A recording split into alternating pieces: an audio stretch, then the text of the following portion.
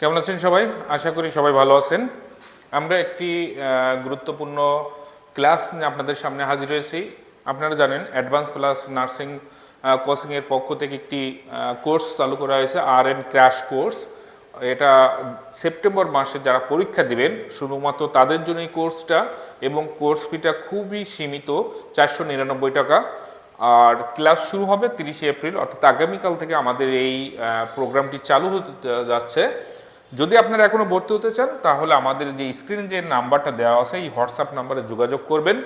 এবং যাদের আমরা এটুকু আশ্বস্ত করতে পারি আপনাদের, যদি আপনাদের কোনো দুর্বলতা থাকে যে সাবজেক্টগুলো, সেই সাবজেক্টগুলো আমরা আলোচনা করব আরও বেশি করে, এবং পরীক্ষায় যে প্রশ্নগুলো আসে আমরা সেই টপিকগুলো নিয়ে বেশি ফোকাস করব। অর্থাৎ আপনাদের বিগত যে নার্সিংয়ের ভাই ও বোনেরা যারা পরীক্ষা মানে আপুরা বা ভাইয়ারা পরীক্ষা দিয়েছে তারা দেখবেন যে অনেক ম্যাক্সিমাম ফেল করছিল গত মার্চে। তো আপনারা এখনই সময় আপনাদের বেসটা ডেভেলপ করার। আপনাদের এখানেই শুধু শেষ না, এরপর আপনারা গভর্নমেন্টের জবের ক্ষেত্রে যাবেন, সেক্ষেত্রে আপনাদের এই মানে বেসিকটা খুবই গুরুত্বপূর্ণ। তো আমরা আজকে গুরুত্বপূর্ণ কয়েকটি প্রশ্ন নিয়ে আপনাদের সামনে হাজির হয়েছি। তো এখানে আপনারা স্ক্রিনে দেখতে পাচ্ছেন যে ইন ট্রায়েস ইয়েলো কালার ইন্ডিকেটস, অর্থাৎ ট্রায়েজের ক্ষেত্রে ইয়েলো কালার কি ইন্ডিকেটস করে? ইমার্জেন্ট, আর্জেন্ট, নন আর্জেন্ট, ডেথ। তো আমাদের ট্রায়েজের যে কালার কোডটা, আমাদের সেই কালার কোড সম্পর্কে জানতে হবে। আপনারা জানেন ট্রায়েজের ক্ষেত্রে যে কালার কোড বলতে আমরা জানি যে রেড, হ্যাঁ, প্রথমে আছে কি কালার কোড রেড, তারপর ইয়েলো, তারপর কি গ্রিন, তারপর আছে ব্ল্যাক। তাহলে আমরা যে ট্রাইজের ক্ষেত্রে যে কালার কোডগুলো তার ভিতরে আমরা মেনটেন করি চারটা, রেড, ইয়েলো, গ্রিন, ব্ল্যাক। অর্থাৎ এটা হচ্ছে কি রেডটা কি রেড সিগন্যাল, আমরা রেড সিগন্যাল ব্যবহার করি অতি জরুরি, অতি জরুরি, তাই না? তাহলে অতি জরুরি। আর অর্থাৎ ইয়েলোটা আছে কি তার পরে, এটাও জরুরি কিন্তু কিছু সময় অপেক্ষা করা যেতে পারে। তারপর হচ্ছে গ্রিন, অর্থাৎ থার্ড প্রায়োরিটি যেটা সেটা গ্রিন, এবং ফোর্থ প্রায়োরিটি আছে কি ব্ল্যাক। তো দেখেন এখানে আমাদের একটা স্লাইড দেখাচ্ছে আপনাদের, স্লাইডটা দেখবেন যে এখানে দেওয়া আছে ইমিডিয়েট প্রায়োরিটি যেটা সেটা হচ্ছে রেড, সেকেন্ড প্রায়োরিটি আছে ইয়েলো, থার্ড প্রায়োরিটি গ্রিন, এবং ফোর্থ প্রায়োরিটি হচ্ছে ব্ল্যাক, অর্থাৎ যখন মানুষ মৃত্যুবরণ করে। তো তাহলে সঠিক উত্তর এখানে হবে বি, আর্জেন্ট। সঠিক উত্তর কি হবে? আর্জেন্ট। এবার 2 নম্বর প্রশ্নে চলে যায়। এখানে দেখেন an intentional tracing of the patient body without consent is term, অর্থাৎ যদি আমরা রোগীর যদি কনসেন্ট না নিয়ে আমরা টাচ করি সেক্ষেত্রে আমরা তাকে কি বলবো? নেগলিজেন্স, অ্যাসাল্ট, ব্যাটারি, ম্যাল প্র্যাকটিস। তো নেগলিজেন্স মানে আপনারা জানেন সবাই, নেগলিজেন্স মানে হচ্ছে অবহেলা। তারপর আছে ম্যাল প্র্যাকটিস, অর্থাৎ আপনি যদি মেডিসিন বা ভুল মেডিসিন, ভুল ইনজেকশন দিয়ে থাকেন সেটা হচ্ছে ম্যাল প্র্যাকটিস, অর্থাৎ ভুল করতেছেন যেটা আপনার করা উচিত নয় একজন নার্স হিসেবে। তো এখানে দেখেন অ্যাসাল্ট আছে, ব্যাটারি আছে। অ্যাসাল্ট আছে কি, আমি আরও একটু সুন্দর করে বোঝাই আপনাদের, এখানে ছবি দেখাইয়ে দেখেন এখানে কি করছে, রোগীকে সে ভয় দেখাচ্ছে, হয়তো মানে এটা যে কোনো একটা কারণ হতে পারে, সে ইনজেকশন নিতে যাচ্ছে না, তাকে ভয় দেখাচ্ছে, হ্যাঁ, ভয় দেখানো, এটা নট টাচিং, হ্যাঁ, নট টাচিং, তো সেটা হচ্ছে অ্যাসাল্ট। এবার ব্যাটারি, ব্যাটারি আছে কি এখানে টাচ করে, হ্যাঁ, টাচ করে তাকে বকাঝকা করতে পারে বা ফিজিক্যালি তাকে ধরে রাখতে পারে, এটাই হচ্ছে ব্যাটারি। তো এখানে দেখেন এখানে বলছে an intentional touching of the patient body without consent is term, তাহলে সঠিক উত্তর হবে সি, ব্যাটারি। তারপরে চলে যায় 3 নম্বর প্রশ্নে। এখানে দেখেন abnormal lateral deviation of vertebral column is, অর্থাৎ যে অ্যাবনর্মাল যে ল্যাটারাল ডেভিয়েশন ভার্টিব্রাল কলামের ক্ষেত্রে, তো সেটা কি হয়? লর্ডোসিস, কাইফোসিস, স্কোলিসিস আর আছে অস্টিওপোরোসিস। তো এটা আমি বোঝানোর জন্য আপনাদের আর একটু সহজ করে দেখাই দিই। এখানে দেখেন স্কোলোসিস, এটা আছে কি স্পাইন, দেখেন এটা কি আঁকা বাঁকা, তাই না? এই যে আঁকা বাঁকা, ঠিক আছে, এটা আছে কি সেটা এস শেপড অথবা সি শেপড। আরেকটা আছে কি দেখেন এখানে থোরাসিক যে স্পাইনটা, থোরাসিক স্পাইনটা সেটা কি হয়েছে বাইরের দিকে সরে যাচ্ছে, তো এটা হচ্ছে কাইফোসিস। আর এটা হচ্ছে কি লর্ডোসিস, এটা হচ্ছে কি লাম্বার যে স্পাইনটা সেটা ভেতরের দিকে প্রবেশ করতেছে, সেটা হচ্ছে কি লর্ডোসিস। তো এখানে মানে বলেছি অ্যাবনর্মাল, এখানে বলছে অ্যাবনর্মাল ল্যাটারাল ডেভিয়েশন, তাহলে সঠিক উত্তর হচ্ছে সি। সঠিক উত্তর কি হবে? সি। এবার চলে আসি 4 নম্বর প্রশ্নে। The paralysis of both upper and lower extremes is known as, অর্থাৎ আমরা যদি আপার লিম বা লোয়ার লিম যদি প্যারালাইসিস হয়ে যায় তাকে আমরা কি বলবো? সেটা হচ্ছে হেমিপ্লেজিয়া, প্যারাপ্লেজিয়া, মনোপ্লেজিয়া নাকি কোয়াড্রিপ্লেজিয়া। তো এখানে দেখেন আমি একটু ব্যাখ্যা করি, ব্যাখ্যা করলে সহজে আরো বুঝতে পারবেন আপনার প্যারালাইসিসের কয়েকটা ধরন আছে, এখানে টাইপস অফ প্যারালাইসিস। এখানে কোয়াড্রিপ্লেসিস দেখেন, প্লেজিয়া, কোয়াড্রিপ্লেজিয়াতে কি আছে? 4টি অঙ্গই, অর্থাৎ 2 হাত 2 পা, 2 হাত 2 পা কি হয়ে যাচ্ছে? অবশ হয়ে যাচ্ছে, তাই না? তাহলে সেটা হচ্ছে কি? প্যারালাইসিস। এবার চলে আসি দেখেন প্যারাপ্লেজিয়া। প্যারাপ্লেজিয়াটা কি? শরীরের অর্ধেক বা 2 পা অবশ, তাহলে সেটা বলা হয় প্যারাপ্লেজিয়া। এই যেখানে চিত্র দেখতে পাচ্ছেন। তারপর দেখেন হেমিপ্লেজিয়া। হেমিপ্লেজিয়াটা কি? একটা সাইড, একটা পাশ, দেখেন এখানে একটা পাশ কিন্তু অবশ হয়ে গেছে, তাহলে সেটা হচ্ছে হেমিপ্লেজিয়া। মনোপ্লেজিয়া অর্থাৎ হাতও হতে পারে, পাও হতে পারে, যে কোনো নির্দিষ্ট একটা অংশ, সেটা হচ্ছে মনোপ্লেজিয়া।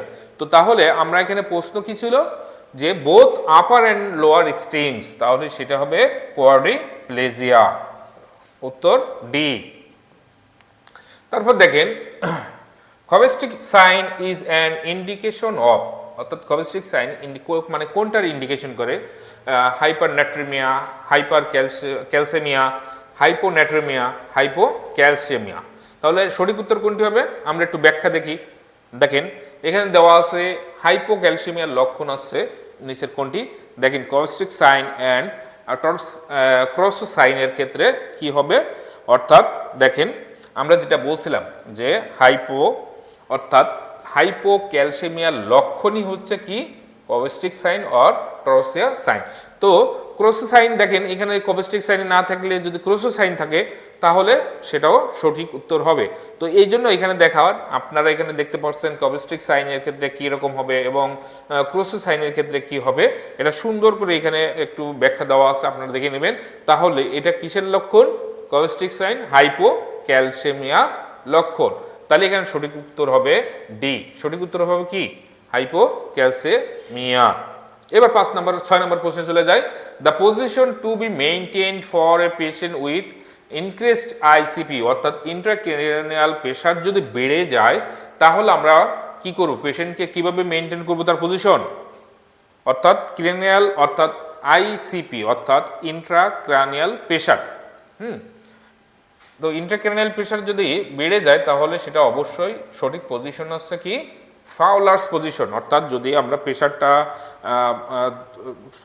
যদি পজিশনটা ফাউলার্স পজিশনে রাখি তাহলে প্রেশারটাকে আস্তে আস্তে অর্থাৎ ব্লাড বা তরলের মাধ্যমে নিচের দিকে নেমে আসবে। তো এই জন্য এটার বেস্ট পজিশন হচ্ছে কি?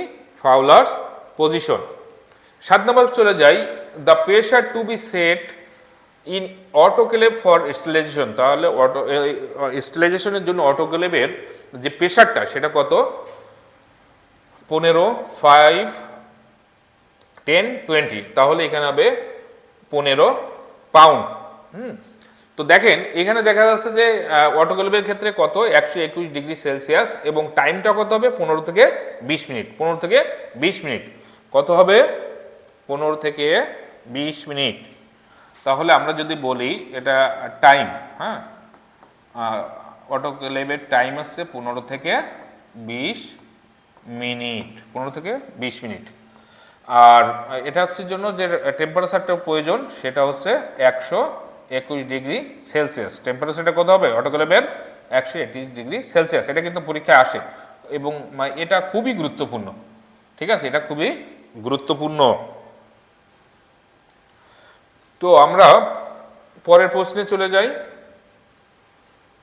এটা দেখেন in lumber puncture the needle is inserted between, অর্থাৎ লাম্বার পাঞ্চারের ক্ষেত্রে আমরা নিডেল যে প্রবেশ করাই সেটা কত নাম্বার লাম্বারে আমরা প্রবেশ করাই?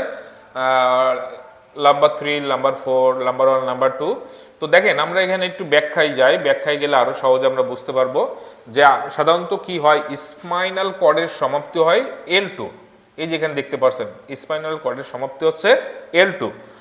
L3 এবং L4 এর মাঝখানে আমরা সাধারণত এই সেরিব্রো স্পাইনাল ফ্লুইডটা থাকে সেখানে আমরা কি করি সুই ঢোকানোর স্থান অর্থাৎ দেখেন সুই ঢোকানোর স্থান হিসেবে তৃতীয় ও চতুর্থ কশেরুকার মাঝখানে আমরা এটা ব্যবহার করি। তাহলে স্পাইনাল কর্ডের শেষ হচ্ছে লাম্বার স্পাইন 2L2। তাহলে এখানে কি হবে the lumbar puncture the needle is inserted between lumbar 3 and 4 এর মাঝখানে। 9 নম্বর প্রশ্ন দেখেন the apex beat is felt at which intercostal space, অর্থাৎ আমরা যে হার্টের যে ফিলটা সেটা কোন ইন্টারকোস্টাল স্পেসে বুঝতে পারি সহজে। দেখেন 3rd আছে, 4th আছে, 5th আছে, 6th আছে। তো আমরা এখানে দেখেন একটু সুন্দর করে ব্যাখ্যা করি দ্য অ্যাপেক্সের বিটটা আমরা সাধারণত কোন জায়গায় আমরা অনুভব করি। এখানে সুন্দর একটা চিত্র দেওয়া আছে, দেখেন এখানে চিত্র দেখা যায়, এখানে ইন্ডিকেট করে দিয়েছে অ্যাপেক্সের বিটের অবস্থান 5th ইন্টারকোস্টাল স্পেস। হ্যাঁ, ইন্টারকোস্টাল স্পেস কত 5th। তো দেখেন হার্টের স্পন্দন সবচেয়ে ভালো পাওয়া যায় বাম পাশের 5ম ইন্টারকোস্টাল স্পেসে। তাহলে হার্টের বিট সব থেকে ভালো বোঝা যায় বা ভালো পাওয়া যায় 5ম ইন্টারকোস্টাল স্পেসে। তো এটা বোঝার জন্য একটু যে সিস্টেমটা আছে যে তর্জনী বা মধ্যমা আঙ্গুল দিয়ে হালকা চেপে দিয়ে আপনি অনুভব করুন, তাহলে সহজে কিন্তু হার্টের যে অবস্থা সেটা আপনি বুঝতে পারবেন বা হার্টের কোনো রোগ আছে কিনা সেটাও একটা গুরুত্বপূর্ণ ভূমিকা রাখবে।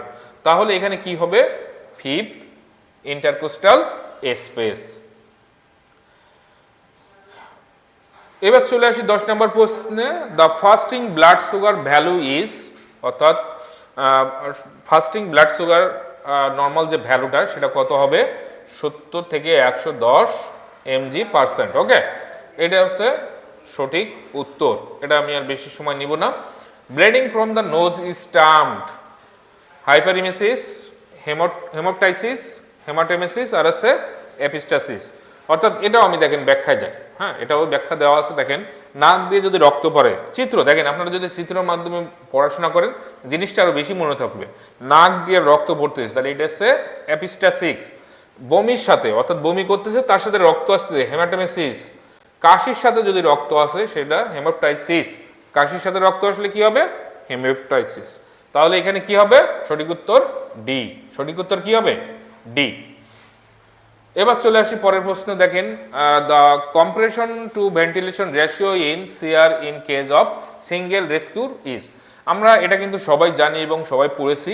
এটা সঠিক উত্তর কি হবে অর্থাৎ 30:2, অর্থাৎ 30 বার আপনি প্রেসার দিবেন এবং 2 বার আপনি রেস্কিউ করবেন। ওকে, তো দেখেন এটাও একটা ব্যাখ্যা আমি সুন্দর করে এখানে ছবির মাধ্যমে আপনাদের বোঝানোর চেষ্টা করছি। আপনি তাহলে কি করবেন 30 বার বুকে চাপ দিবেন আর 2 বার কৃত্রিম শ্বাস দিবেন। ঠিক আছে, তাহলে মানে সিপিআর এর ক্ষেত্রে সবথেকে কার্যকরী একটি পদ্ধতি এবং এটি জীবন বাঁচাতে সবচেয়ে কার্যকর অনুপাত প্রতি মিনিটে 100 থেকে 120 বার চাপ দিন। তো তাহলে এখানে সঠিক উত্তর হবে সি 30:2। এবার চলে আসি 1 table spoon is equal to 5 ml, 15 ml, 18 ml, 20 ml। তাহলে আমরা সবাই কম বেশি জানি যে 1 টেবিল স্পুন সমান 5 ml। এটা আমি আর ব্যাখ্যায় যাব না বেশি, এটা খুব ইজি একটা প্রশ্ন। The preferred site for giving IM injection into infants is, অর্থাৎ বাচ্চাদের ক্ষেত্রে আইএম ইনজেকশনের ক্ষেত্রে কোন সাইটটা সব থেকে মানে পছন্দের বা সব থেকে প্রিফার্ড। তো দেখেন গ্লুটিয়াল আছে, ডেল্টয়েড আছে, ভাস্টাস ল্যাটেরাসিস আছে আর আছে আম্বিলিকাস আছে। তো দেখেন গ্লুটিয়াল ডেল্টয়েড এটা সাধারণত অ্যাডাল্টদের ক্ষেত্রে আমরা ব্যবহার করে থাকি, আর ভাস্টাস ল্যাটেরাসিস এটা সাধারণত আমরা বাচ্চাদের ক্ষেত্রে ব্যবহার করে থাকি। এখানে একটা চিত্র দেখতে পাচ্ছেন যে শিশুদের ইনজেকশনের সাইট এবং বয়স্কদের অর্থাৎ অ্যাডাল্টদের ক্ষেত্রে ইনজেকশনের সাইট। তো দেখেন এখানে যে ডেল্টয়েড আর গ্লুটিয়াল মাসেলের কি থাকে সাধারণত বাচ্চাদের অপরিণত পেশি থাকে, এই কারণে তাদেরকে কিসে দেওয়া হয় ভাস্টাস ল্যাটেরাসিসে ইনজেকশনটা দেওয়া হয় আইএম। আর অ্যাডাল্টের ক্ষেত্রে কি হয় দেখেন ডেল্টয়েড এবং গ্লুটিয়ালে এখানে মাসেলের ইটা ভালো থাকে আর কি পেশিটা ভালো থাকে। তো এই জন্য আমরা বয়স্কদের ক্ষেত্রে কি করি ডেল্টয়েড এবং গ্লুটিয়াল ব্যবহার করি। তাহলে এখানে সঠিক উত্তর দেখেন 14 নম্বর সঠিক উত্তর হচ্ছে ভাস্টাস ল্যাটেরাসিস। এবার চলে আসি 15 নম্বর প্রশ্ন দেখেন এখানে what should be the temperature of water used for cold sponging, অর্থাৎ আমরা মানে আমাদের যে জ্বরের রোগীদের ক্ষেত্রে আমরা সাধারণত কোল্ড স্পঞ্জিং সবসময় দিয়ে থাকি। আমরা সবসময় যেন এটা ভুল করে থাকি, সাধারণত ঠান্ডা পানি দিয়ে আমরা কোল্ড স্পঞ্জিং দিয়ে থাকি। এটা একটা রং প্রসেস। তো আমরা ওটা ছবির মাধ্যমে আপনাদের বোঝানোর চেষ্টা করতেছি। দেখেন কোল্ড স্পঞ্জিং এর ক্ষেত্রে আমরা কি করব, এখানে দেখেন সঠিক তাপমাত্রা অর্থাৎ 70 ডিগ্রি ফ্যারেনহাইট দিয়ে মানে গরম পানির মাধ্যমে আমরা কি করব, শরীরটা মুছাই দিব বা কপাল মুছাই দিব। তাহলে সেটা হচ্ছে কুসুম গরম বা 70 ডিগ্রি ফ্যারেনহাইট তাপমাত্রার পানি দিয়ে আমরা কি করব, স্পঞ্জিং করব। আমরা যেটা ভুল করি দেখেন রং পদ্ধতি, অর্থাৎ বরফ শীতল পানি দিয়ে ম্যাক্সিমাম মায়েরা বা দেখা যাচ্ছে যে আমরা গ্রাম পর্যায়ে দেখে থাকি যেটা যে কি করে ঠান্ডা পানি বা কলের পানি এনে কি করে বাচ্চাকে স্পঞ্জিং করে দেয়। এটা আসলে সঠিক পদ্ধতি না। তো মোটামুটি আজকে আপনাদের সামনে এই 15টা প্রশ্ন নিয়ে একটা আলোচনা ছিল। নেক্সট আমরা এরকম আরও সুন্দর সুন্দর যে প্রশ্ন আছে যেগুলো গুরুত্বপূর্ণ আমরা সেগুলো নিয়ে আলোচনা করব। তো ভালো থাকবেন, সুস্থ থাকবেন, শুভকামনা।